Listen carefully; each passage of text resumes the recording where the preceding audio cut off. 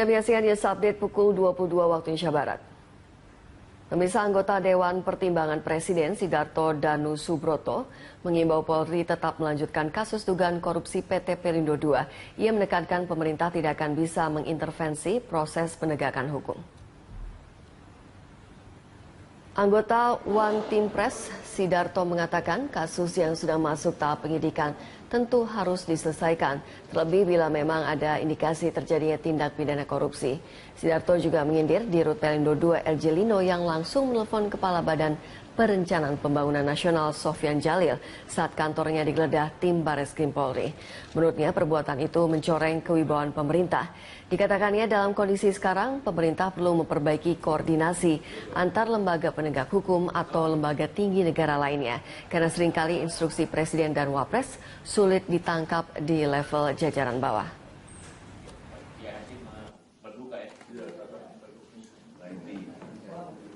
Tapi bahwa seorang dirut sampai main telepon itu saya sayangkan ya. Sayangkan dalam apa? Ya itu mendowngrade kewibawaan pemerintah itu ya, nggak boleh ya. Seharusnya sah-sah saja kalau misalnya penggeledahan itu. Iya, itu sudah dengan izin pengadilan kan, dan dia mungkin punya bukti awal yang cukup kan. Tapi bahwa seorang itu reaksinya lalu telepon kanan kiri itu seperti negara ini punya siapa ya.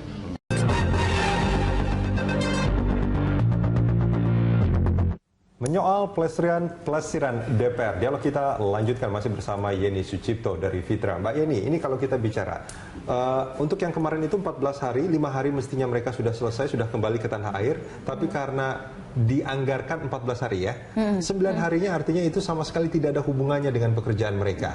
Makanya ada yang terlihat mereka ada di kampanyenya Donald Trump, ada foto-foto segala macam.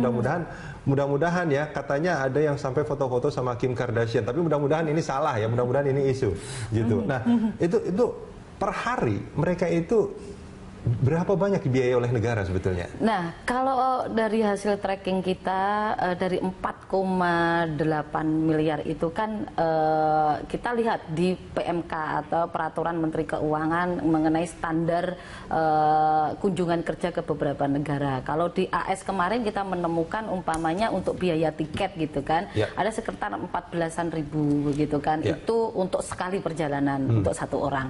Kemudian ada per diem. Per diem itu ada sekitar 527 per hari untuk per orang. Artinya gitu. Sekitar berapa itu kalau 527 US?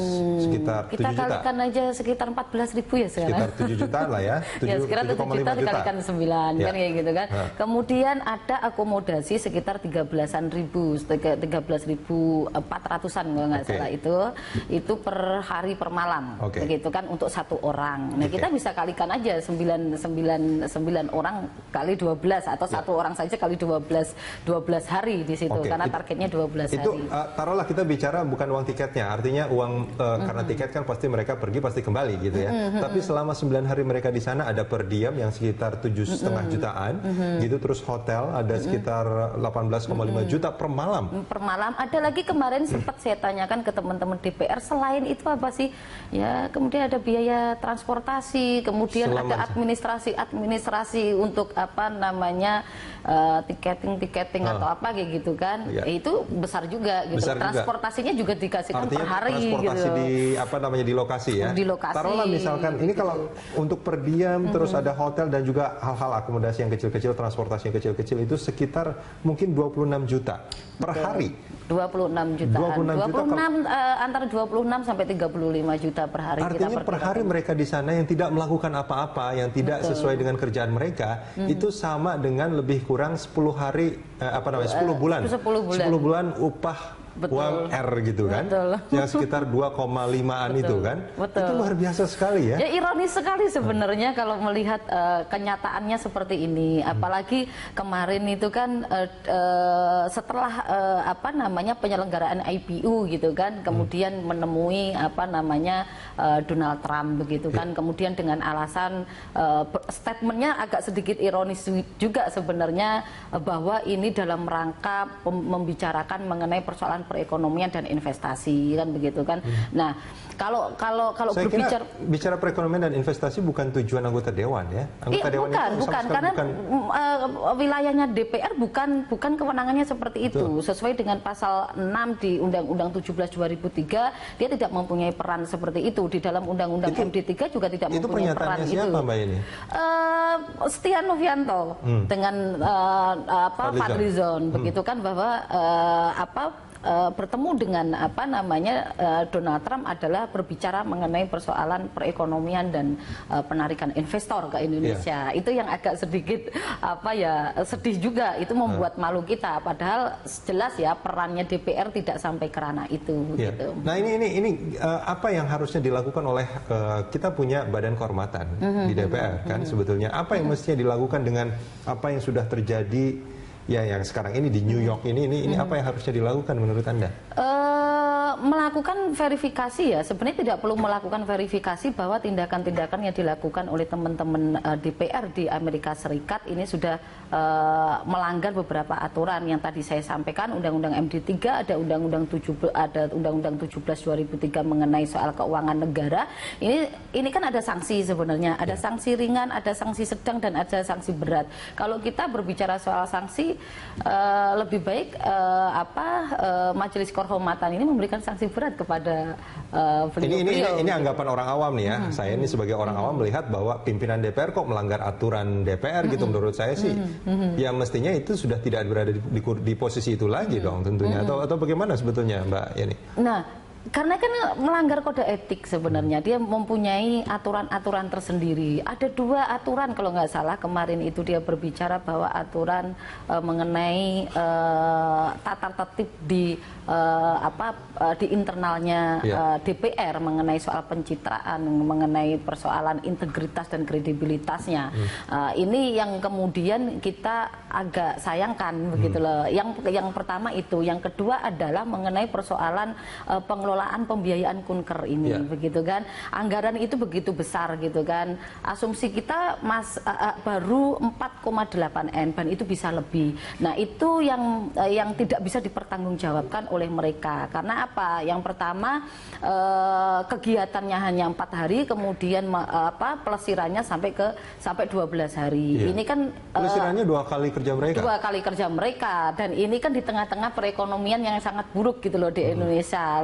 Lebih bagusnya bahwa duit itu kemudian dikembalikan ke negara, kemudian dialokasikan ke mana. Anda ingin mengatakan bahwa mereka tidak sensitif dengan keadaan kita? Iya, betul. Ini tidak sensitif dengan keadaan yang terjadi di Indonesia. Busung lapar masih tinggi 4,1 juta jiwa. Kemudian ada sekitar 359 per 100.000 kematian ibu. Begitu loh. Duitnya tetapi kan minim banget buat masyarakat dibandingkan dengan kunker-kunker seperti ini. Kita contohkan tadi di tahun 2015 ada 763 miliar kunker perjalanan untuk ke luar negeri dan ke dalam negeri dibandingkan dengan alokasi anggaran untuk perbaikan gizi masyarakat begitu. Perbaikan gizi masyarakat untuk malnutrisi hanya sekitar 219 miliar begitu loh. Ya kita bandingkan itu sajalah. Nah, inilah catatannya dengan perbandingan dengan ketidakadilan pengalokasian itu, tetapi kerja-kerjanya DPR tidak memberikan kontribusi apapun di dalam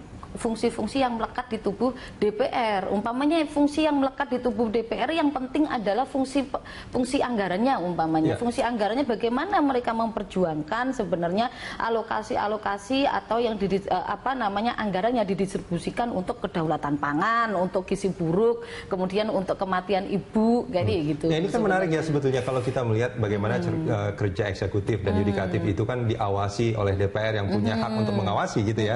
Ini memang perlu juga kali ya ada sesuatu yang untuk mengawasi kerjanya dewan gitu, yang punya hak-hak seperti anggota dewan, punya hak angket, hak interpelasi atau hak apa. Nah, ini kan seolah-olah ya maaf mungkin dalam beberapa hal seperti yang terjadi sekarang ini melihat bahwa kekuasaan DPR mungkin terlalu heavy gitu ya. Mereka punya hak budgeting, itu kan mereka juga yang menentukan kan. Betul. Jumlah itu kan mereka juga yang menentukan. Mereka yang mengatur itu semua gitu. Nah, dengan kejadian yang terjadi sekarang gitu.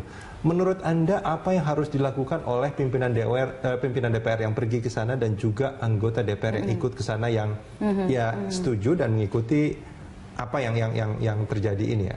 Apakah mereka harus, ya kalau yang sekarang terjadi kan justru banyak kan defensif, pembelaan diri gitu ya. Nah itu gimana menurut Anda? Ya ini kan kalau nggak salah kan teman-teman kan datang hari ini, ya kan, secepat mungkin sebenarnya memberikan apa namanya keterangan kepada publik gitu kan, sebagai bentuk transparansi dan akuntabilitas kepada publik. Seberapa besar sih sebenarnya alokasi yang apa namanya diberikan negara oleh mereka dalam rangka pelesiran 12 hari itu begitu kan, dalam rangka apa ke sana agendanya selain IPU begitu. Apakah agenda-agenda itu memberikan kontribusi kepada 3 hal fungsi yang melekat? Kalau tidak melekat, kalau tidak ada yang apa namanya relevan dengan 3 fungsi DPR itu, apa yang mesti mereka lakukan? Ya saya kayaknya mengembalikan dong uang negara, gitu kan, yang dipakai pelesiran itu di luar IPU. Gitu Mbak Yeni, kan. kita jeda sebentar, kita akan lanjutkan di segmen berikut.